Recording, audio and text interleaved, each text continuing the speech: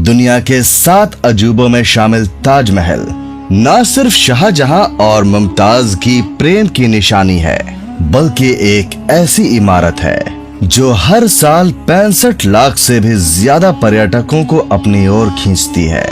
और यही वजह है कि ताजमहल भारत का सबसे ज्यादा घूमे जाने वाला पर्यटक स्थल है। देश विदेश से बुलाए गए 20,000 कारीगरों की कड़ी मेहनत से बने आगरा में स्थित इस मकबरे की दीवारों में 28 तरह के बेशकीमती रत्नों को जड़ा गया है, जो कि पूनम की रात में इस कदर चमकते हैं कि लोग इस इमारत को देखते रह जाते हैं। सन 1653 में बनाए गए इस खूबसूरत ताजमहल की कीमत आज के हिसाब से 53 अरब रुपए आकी जाती है। इसकी दीवारों पर की गई नक्काशी की तकनीक इटली के कारीगरों से सीखी गई थी। उज़्बेकिस्तान के बुखारा से संगमरमर को तराशने वाले कारीगर बुलाए गए थे। पत्थरों को तराशने के लिए बलूचिस्तान के कारीगरों को बुलाया गया था और कैलीग्राफी के विशेषज्ञ को ईरान से बुलाया गया था।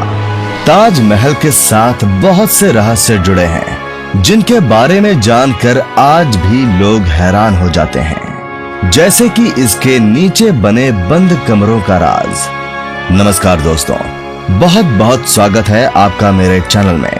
और आज मैं आपको लेकर जाने वाला हूं दुनिया की सबसे नायाब इमारतों में से एक ताजमहल में, और इसके इतिहास, वास्तुकला और रहस्यों से जुड़ी सारी जानकारी आपको इस वीडियो में देने वाला हूं।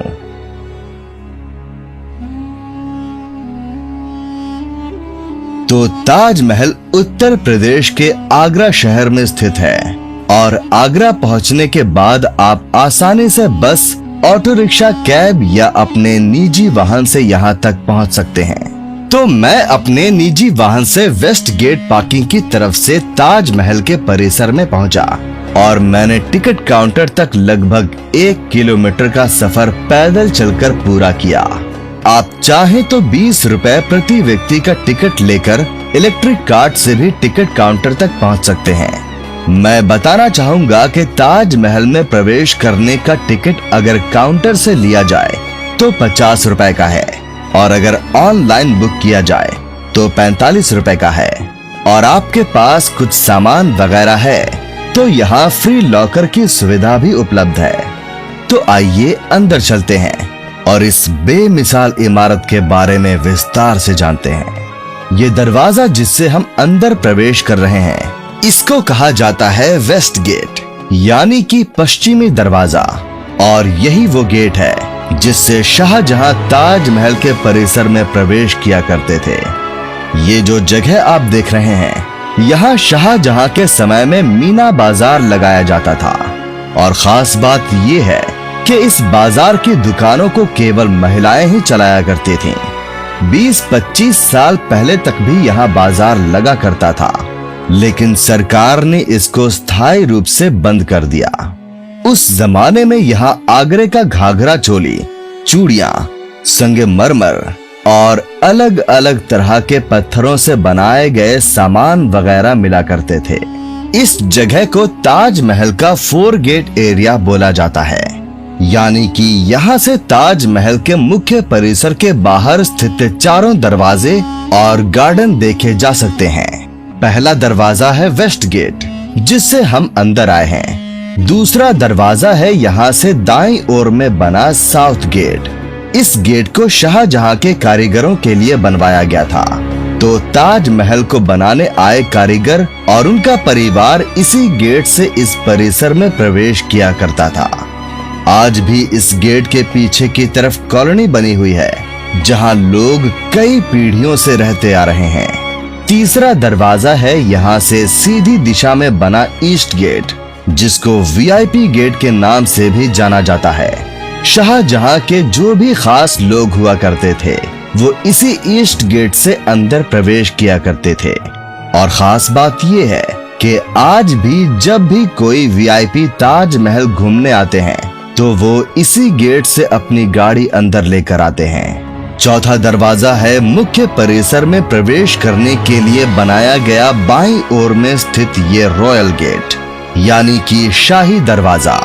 इस शाही दरवाजे के ऊपर आप देखेंगे कि सफेद रंग के 11 गुंबद बने हैं। ठीक ऐसे ही गुंबद आपको इसके अंदर की तरफ भी दिखाई देंगे।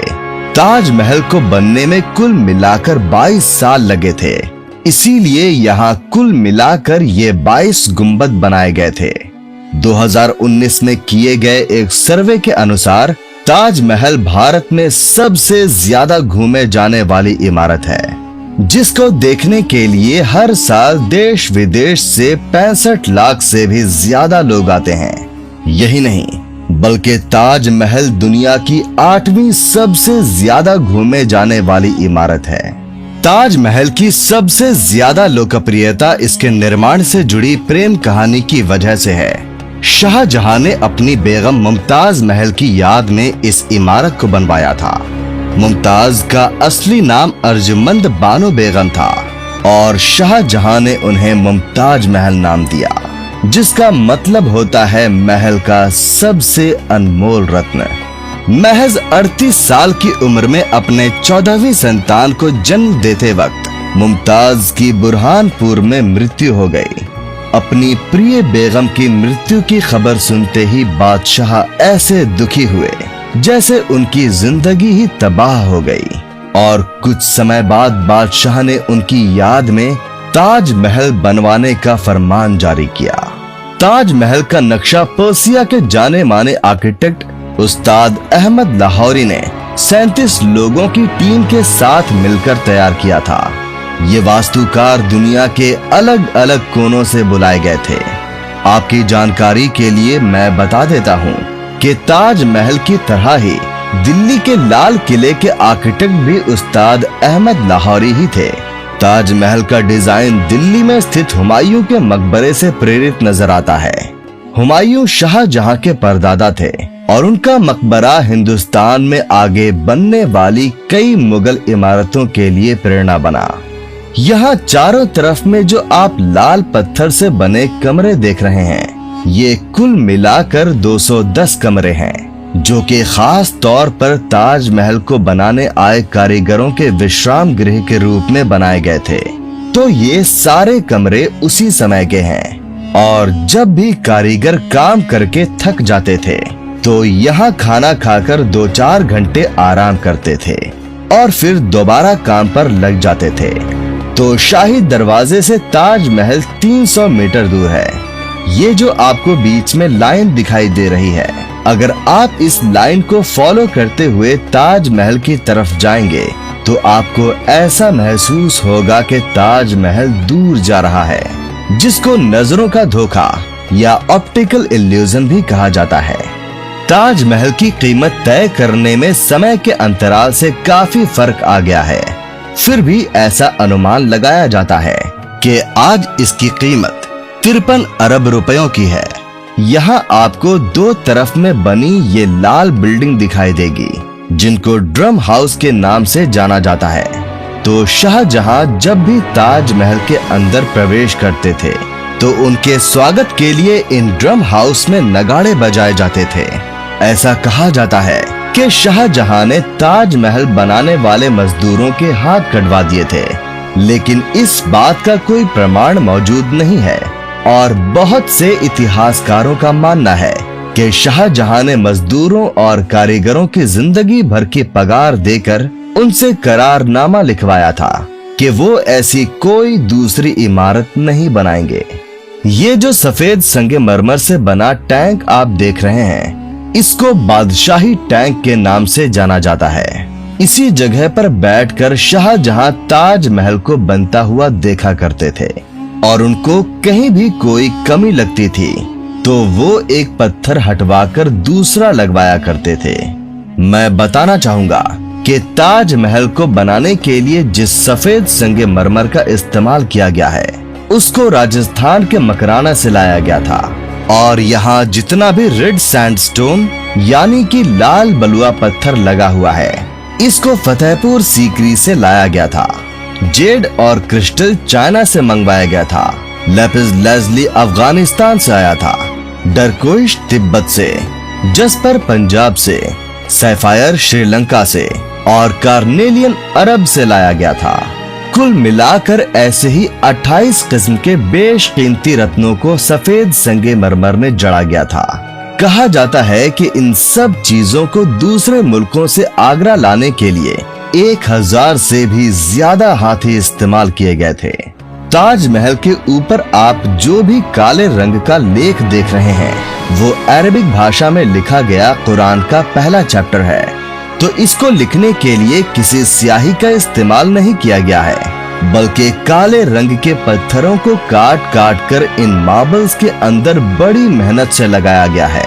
बताया जाता है कि जो भी कारीगर इन पत्थरों को काटने का काम करते थे उनकी उंगलियां घिसने से खून भी निकलने लगता था, इसीलिए ये काम बेहद मुश्किल हुआ करता था।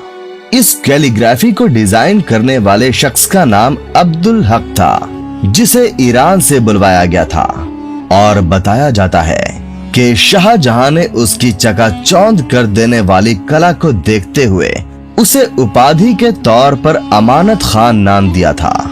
ताजमहल का निर्माण आज से करीब 400 साल पहले 1631 में शुरू हुआ था और ये 22 साल बाद 1653 में पूरा बनकर तैयार हो गया था, जिसके पीछे 20,000 कारीगरों और मजदूरों की कड़ी मेहनत शामिल थी।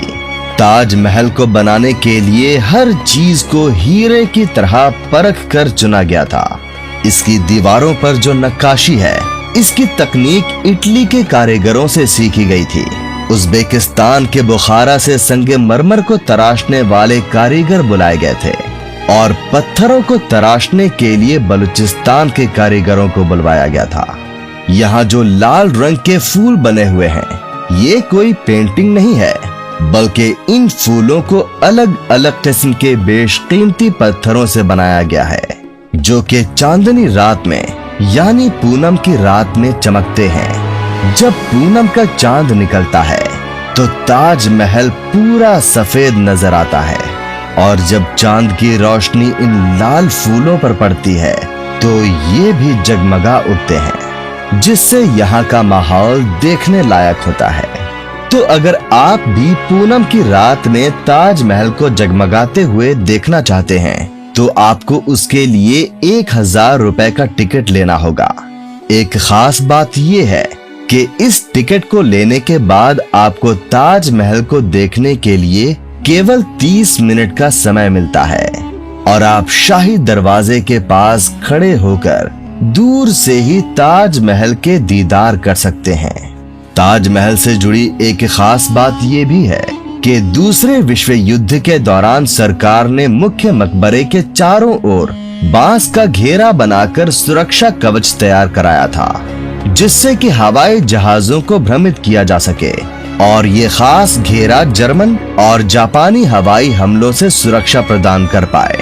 1965 और 1971 के भारत पाकिस्तान युद्ध के समय भी यही किया गया था। ताजमहल के दोनों ही तरफ में आपको लाल पत्थर की एक एक इमारत दिखाई देगी।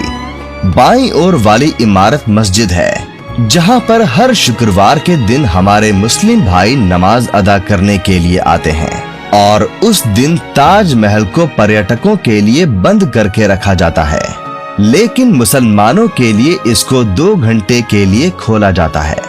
दाईं ओर में जो लाल पत्थर की इमारत आप देख रहे हैं वो शाहजहां के समय का मेहमान खाना यानी कि गेस्ट हाउस हुआ करता था।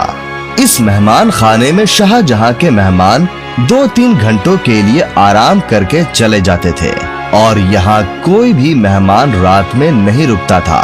मेहमानों के सोने का इंतजाम आगरा के किले में किया जाता था, क्योंकि वहाँ मेहमानों के ठहरने के लिए खास तौर पर कक्ष बनाए गए थे।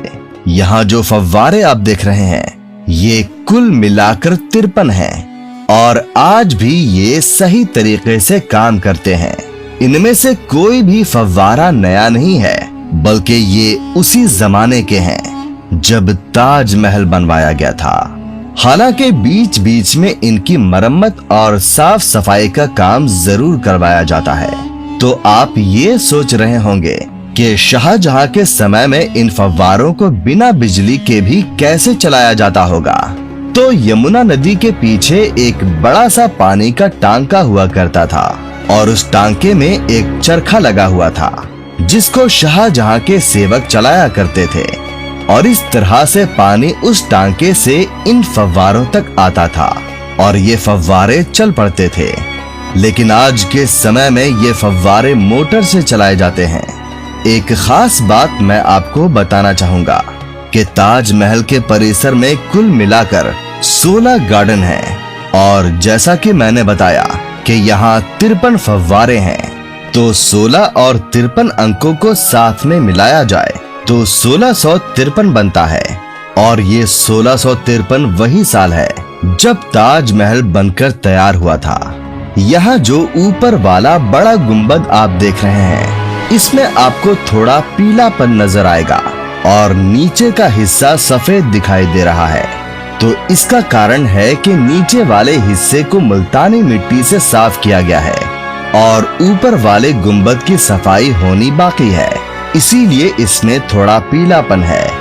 आगरा में प्रदूषण का स्तर ज्यादा होने की वजह से ताजमहल के संगमरमर में बार बार पीलापन आने लगता है, इसीलिए समय समय पर इसकी सफाई करवाई जाती है। इस गुंबद के ऊपर जो आपको किरीट कलश लगा हुआ दिखाई दे रहा है, वो शाहजहां के समय में सोने का हुआ करता था, जिसको बाद में अंग्रेज निकाल कर ले गए थे। इसीलिए सरकार ने यहाँ पीतल का कलश लगा दिया। यही नहीं बल्कि 1857 की क्रांति के दौरान अंग्रेजों ने ताज को काफी नुकसान पहुंचाने की कोशिश की थी और उन्होंने लैपिस लाजुली जैसे कई बेशकीमती रत्नों को ताजमहल की दीवारों से खोद कर निकाल लिया था। शायद आपको जानकर हैरानी होगी कि ताजमहल की जो 4 मीनारें हैं, ये बिल्कुल सीधी नहीं खड़ी हैं, बल्कि ये चारों बाहर की ओर हल्की झुकी हुई हैं। इन्हें ऐसा जानबूझकर बनाया गया था ताकि भूकंप जैसी आपदा आने पर अगर ये गिरे भी तो बाहर की ओर गिरें और मुख्य मकबरे को कोई नुकसान न पहुंचे। तो अब कुछ सालों से 50 रुपए के टिकट में इस प्लेटफॉर्म के नीचे के हिस्से तक ही जाने की अनुमति होती है और अगर आपको ऊपर के हिस्से में जाना है तो आपको कुल मिलाकर 250 रुपए का टिकट लेना होगा। ऊपर के हिस्से में शाहजहां और मुमताज की कब्र मौजूद है, जिसको देखने के लिए आप चाहें तो 200 रुपए ज्यादा खर्च कर सकते हैं। ताजमहल की नींव बनाते समय इसके चारों ओर बहुत से कुएं खोदे गए और इन कुओं में ईंट पत्थर के साथ साथ आबनूस और महोगनी की लकड़ियों के लट्ठे डाले गए। ये कुएं ताज की नींव को मजबूत बनाते हैं। आबनूस और महोगनी की लकड़ियों की खासियत ये होती है कि इन्हें जितनी नमी मिलती रहेगी, ये उतनी ही फौलादी और मजबूत बनती रहेंगी और इन लकड़ियों को नमी ताज के पास बहने वाली यमुना नदी के पानी से मिलती है। एक खास बात ये है कि यमुना नदी के पानी का स्तर हर साल घटता जा रहा है और लकड़ियों में नमी की कमी आती जा रही है। यही वजह है कि सन 2010 में ताजमहल में कुछ दरारें भी देखी गई थीं। ये सामने की ओर से यमुना नदी बह रही है। इस नदी के पीछे की ओर में आपको एक गार्डन दिखाई देगा जिसको कहा जाता है मेहताब बाग। आप जब भी कोई फिल्में देखते होंगे जिसमें ताजमहल को पीछे की तरफ से दिखाया जाता है, उनकी शूटिंग इसी मेहताब बाग में की जाती है। बताया जाता है कि शाहजहां अपने लिए मेहताब बाग में एक काला ताजमहल बनवाने वाले थे, लेकिन उनके बेटे औरंगजेब को लगा कि अगर ऐसा हुआ तो सारा खजाना उस काले ताज को बनाने में खर्च हो जाता और उसके हिस्से में कुछ नहीं आता। इसीलिए उसने ऐसा होने नहीं दिया और शाहजहां को आगरा के किले में बंदी बना लिया। आगरा के किले में मुसम्मन बुर्ज में शाहजहां को कैद किया गया था, जहां से बैठकर वो रोजाना घंटों तक ताजमहल को देखा करते थे। अगर आप शुक्रवार के दिन आगरा आते हैं तो आपको ताजमहल के परिसर में तो प्रवेश करने के लिए नहीं मिलेगा, लेकिन आप चाहें तो आप मेहताब बाग से ताजमहल का दीदार कर सकते हैं और मेहताब बाग से ताजमहल आपको कुछ ऐसा दिखाई देगा। यहाँ आपको ये खुफिया सुरंग भी दिखाई देगी जो कि ताजमहल के बेसमेंट से होते हुए सीधा आगरा के किले में जाकर खुलती थी। तो ये है आगरा के किले में मौजूद वो जगह जहाँ ये खुफिया रास्ता खुलता था। बताया जाता है कि शाहजहां की मृत्यु के बाद उनकी बेटियां रोशन आरा और जहां आरा उनके शव को इसी खुफिया रास्ते से ताजमहल तक ले गई थीं। ताजमहल के नीचे 22 ऐसे कमरे भी मौजूद हैं जो आज तक भी राज बने हुए हैं। इन कमरों में क्या है ये हर कोई जानना चाहता है, लेकिन ये कई दशकों से ऐसे ही बंद पड़े हैं। आइए अब हम ऊपर के हिस्से में चलते हैं। तो जैसा कि मैंने आपको बताया था कि यहाँ तरह तरह के जेमस्टोन लगाकर फूल बनाए गए हैं जो कि चांदनी रात में चमकते हैं। देखने में भले ही ये कांच जैसे लगते हैं, लेकिन ये सभी जेमस्टोन्स हैं जो कि पूनम की रात में चमकते हैं। यहाँ जितने भी जेमस्टोन्स लगाए गए हैं ये भारत के नहीं बल्कि दूसरे मुल्कों से लाए गए थे। तो हर स्टोन को काट काट कर बड़ी बारीकी से मार्बल के अंदर फिट किया गया था। और ताज्जुब की बात यह है कि आज भी ये काम आगरा में किया जाता है। यहाँ जो हरा पत्थर आप देख रहे हैं ये है एमरल्ड यानी कि पन्ना, जिसको अंगूठियों में भी लगाया जाता है। जो लाल रंग का पत्थर है उसको कहा जाता है कोरल यानी कि मूंगा, और इसको भी अंगूठियों में पहना जाता है। और दूसरा जो लाल पत्थर है उसको कहा जाता है ऑनिक्स यानी कि हकीक, जो कि ट्रांसपेरेंट होता है और इसके ऊपर रोशनी पड़ने से ये चांदनी रात में चमकता है। यहाँ दीवारों पर आप देखेंगे कि अरबी भाषा में कुरान पाक के पहले चैप्टर की आयतें लिखी हुई हैं। तो ये है ताजमहल का मुख्य मकबरा, जिसके अंदर शाहजहां और उनकी बेगम मुमताज महल की कब्र मौजूद है। तो ये सामने वाली कब्र मुमताज की है और बाईं ओर वाली कब्र शाहजहां की है। लेकिन ये उनकी असली कब्रें नहीं हैं, बल्कि इन कब्रों को केवल पर्यटकों को दिखाने के लिए बनाया गया है। उनकी असली कब्रें इसी के नीचे बने भूमिगत कमरे के अंदर यानी कि बेसमेंट में मौजूद है, जिसको सरकार ने स्थायी रूप से बंद करके रखा है। बताया जाता है कि सन 1989 में भारतीय लेखक P.N. ओक ने एक किताब लिखी थी जिसका नाम था ताजमहल द ट्रू स्टोरी। इस किताब में उन्होंने कई तर्कों के साथ ये दावा किया था कि ताजमहल मकबरा बनने से पहले एक शिव मंदिर था और इसका नाम तेजो महालय हुआ करता था। सन 2000 में P.N. ओक ने अपनी बात को सिद्ध करने के लिए ताज की साइट को खोदने के लिए सुप्रीम कोर्ट को अर्जी दी थी, जिसे सुप्रीम कोर्ट ने रद्द कर दिया था। आर्कियोलॉजिकल सर्वे ऑफ इंडिया के मुताबिक ताजमहल कभी एक शिव मंदिर था और इसका नाम तेजो महालय हुआ करता था।